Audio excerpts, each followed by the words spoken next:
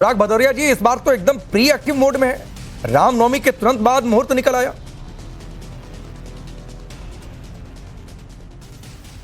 देखिए, हम समाजवादी लोग हमेशा से समाज में विकास की राजनीति करते चले आ रहे हैं। विपक्ष में होकर हम विपक्ष का धर्म निभा रहे हैं और जहां भी जो भी पीड़ित है उसकी आवाज उठाते हैं। और हमने हमेशा से सभी धर्मों का और सभी जातियों का सम्मान करने की बात की है।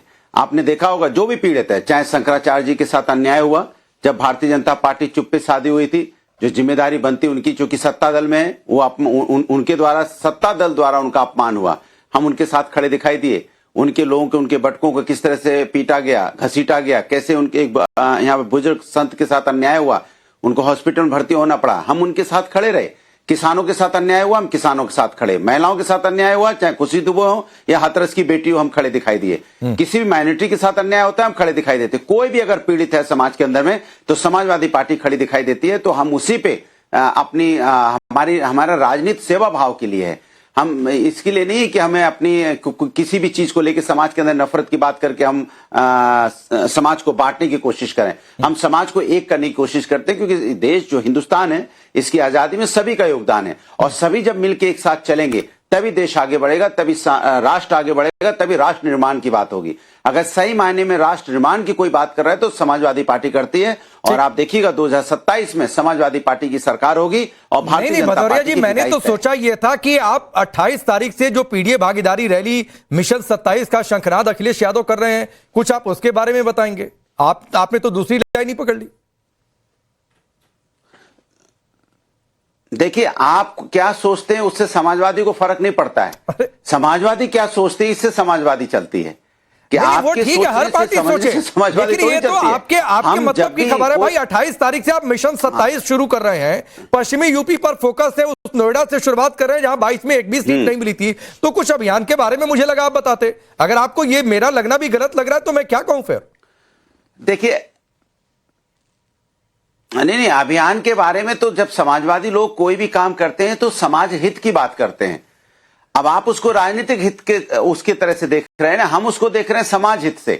हमें लगता है कि हम जहां पे लोगों को ज्यादा परेशानियां हैं, लोगों को दिक्कतें हैं, प्रोग्राम है, तो समाजवादी पार्टी प्रोग्राम पश्चिम यूपी में भी करेगी, मध्य यूपी में भी करेगी, पूर्वी यूपी में भी करेगी। तो हम तो सभी जगह प्रोग्राम करेंगे ना, क्योंकि समाजवादी पार्टी संपूर्ण उत्तर प्रदेश में अपना प्रोग्राम करेगी।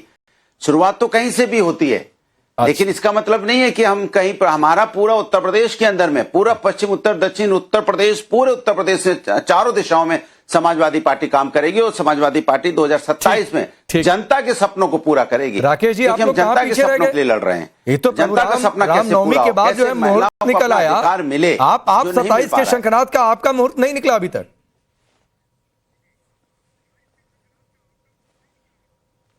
राकेश जी, देखिए, मुझे लगता है कि इस तारीख को बहुत ध्यान से देखिए।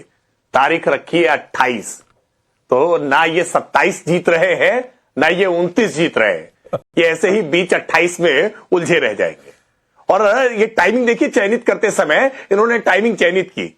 रामनवमी का उत्सव देश भर में उस समय उफान पर होगा। 27, 26, 27 को रामनवमी पड़ रही है और रामनवमी के उत्सव के बीच में ये अपनी यात्रा का आगाज कर रहे हैं। प्रभु रामलला पर इनका विश्वास नहीं, रामलला का मंदिर दर्शन करने के लिए ये गए नहीं, आज तक उसका मुहूर्त निकाल नहीं पाए। लेकिन उत्सव के बीच में कैसे जातियों में तोड़ा जा सके, इसलिए पीडीए की भागीदारी की यात्रा लेकर के चल दिए है।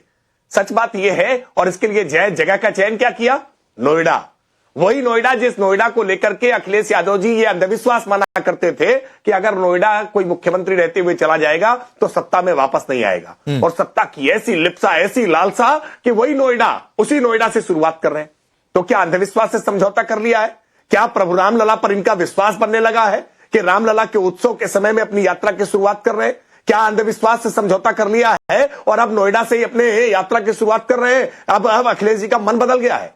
बहुत सारे ऐसे सवाल हैं, इन सवालों के जवाब देने पड़ेंगे। वैसे अनुराग जी के लिए सवाल मुश्किल होगा कि 28 ना 27 ना 29, 28 यही इनका परिणाम रहने वाला। ठीक है, मैं जवाब देता हूं वाले हैं ना ये 29 जीतने वाले। अनुराग जी जवाब दीजिए। और उसमें दो बातें ऐड करता हूं कि एक तो जो इन्होंने कहा कि ना आपने 27 चुना, ना आपने 29 चुना, 28।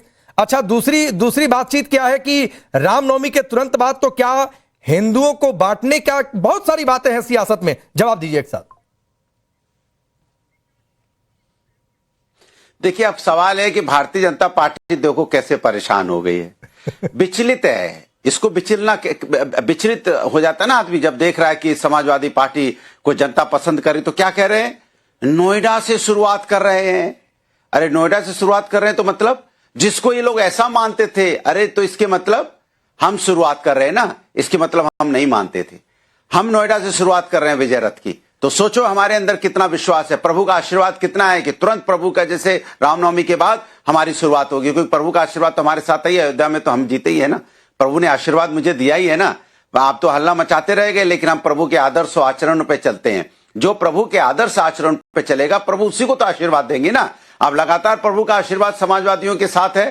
अब दूसरी आप कह रहे हैं कि अंधविश्वास, ये अंधविश्वास हो सकता है भारतीय जनता पार्टी को हो, हमें तो जनता पे विश्वास है और अंधा विश्वास है जनता पे। ये भी बता दें आपको, क्योंकि हम जनता के साथ खड़े होते हैं, इसलिए जनता पे आंख बंद करके अंधा विश्वास करते हैं जनता पे, क्योंकि हम पीड़ित लोगों की मदद करते हैं। इसीलिए हमारा पीडीए है। जहां पीड़ित होंगे, चाहे किसी वर्ग क्यों, चाहे किसी जात और धर्म क्यों, समाजवादी दिखाई पड़ते हैं। शंकराचार्य का अपमान हो रहा था, त्रिपाठी जी कहां थे?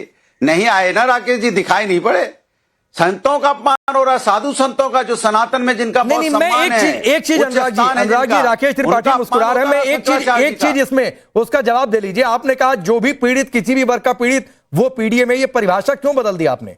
मुझे तो याद है एक लाल रंग की खुली गाड़ी पर सवार थे, रथ था, जब माल्यार्पण करने जा रहे थे अखिलेश यादव, उस पर पीडीए का फुल फॉर्म लिखा हुआ था, पिछड़ा, दलित और अल्पसंख्यक के आगे मुसलमान लिखा हुआ था। ये उस रथ पर परिभाषा लिखी हुई थी। परिभाषा क्यों बदल दी, किस मजबूरी में बदल दी आप लोगों ने? परिभाषा डिटेल में पढ़िए ना। परिभाषा डिटेल ये है, पी से पीड़ित है, पी से पिछड़ा है, डी से दलित है, ए से पिछड़े अगड़े हैं, आदि आबादी है, अल्पसंख्यक है। समाज में वो वर्ग जो पीड़ित है, समाज में जिस पे अन्याय होता है, समाजवादी लोग खड़े होते हैं। हम सामाजिक न्याय की बात करते हैं। समाज में सबको न्याय मिलना चाहिए। अनुराग भदौरिया ने सामाजिक न्याय की बदल गई पीडीए की परिभाषा। अब ये चिंता का विषय है क्या की परिभाषा? अब ये भी राजनीति करेंगे? नहीं, मेरे लिए कहा होगा तो राकेश त्रिपाठी के लिए होगा। जवाब सुनिए। परिवार, अरे भाई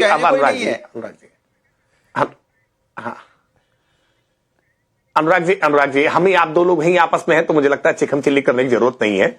आप पीडीए की परिभाषा को कई बार परिवार डेवलपमेंट एसोसिएशन के रूप में भी उत्तर प्रदेश की जनता जानती है, जिस परिवार में केवल पी फॉर परिवार, डी फॉर डिंपल और ए फॉर अखिलेश। यहां चचा शिवपाल के लिए भी जगह नहीं है, आजम खान के लिए तो अब कोई जगह बची ही नहीं है, रामगोपाल जी के लिए भी जगह नहीं है। परिवार में केवल डिंपल और अखिलेश। और ये पीडीए पाठशाला भी जब चला रहे थे ना, तो डी फॉर डिंपल पढ़ा रहे थे, ए फॉर अखिलेश पढ़ा रहे थे। ये हम नहीं कह रहे, इनकी पीडीए की जो पाठशाला चला रहे थे उसमें पढ़ाने वाले इनके शिक्षक ही पढ़ा रहे थे कि D for Dimple, A for Akhilesh. यही तो इनके पीडीए का मतलब है। और इसी पीडीए के मतलब को उत्तर प्रदेश की जनता जानती है कि कैसे परिवारवाद के अतिरिक्त इन्होंने कभी सोचा नहीं, कैसे अपने परिवार का विकास ही इन्होंने उत्तर प्रदेश का विकास समझ लिया, सैफई का विकास ही उत्तर प्रदेश का विकास समझ लिया। लेकिन उत्तर प्रदेश की जनता ने इसी नाते आपको खारिज किया है। और आप जब नोएडा से अपनी यात्रा की शुरुआत कर रहे हैं ना, तो एक बार जरा झांक कर देखिएगा, उसी नोएडा में जहां सैमसंग की कंपनी आपके सत्ता रहते हुए आ रही थी, लेकिन आपकी ब्राइब से परेशान होकर, घुसखोरी से परेशान होकर के सैमसंग की कंपनी वापस लौट गई थी। लेकिन कैसे योगी आदित्यनाथ सरकार आने के बाद से न केवल सैमसंग बल्कि आज मोबाइल मैन्युफैक्चरिंग की सबसे ज्यादा यूनिट्स उसी नोएडा में लगाने का काम आज योगी आदित्यनाथ की सरकार में प्रधानमंत्री मोदी जी के नेतृत्व में आज हमने करने का काम किया है। ये तो नोएडा आपको दिखाएगा ना,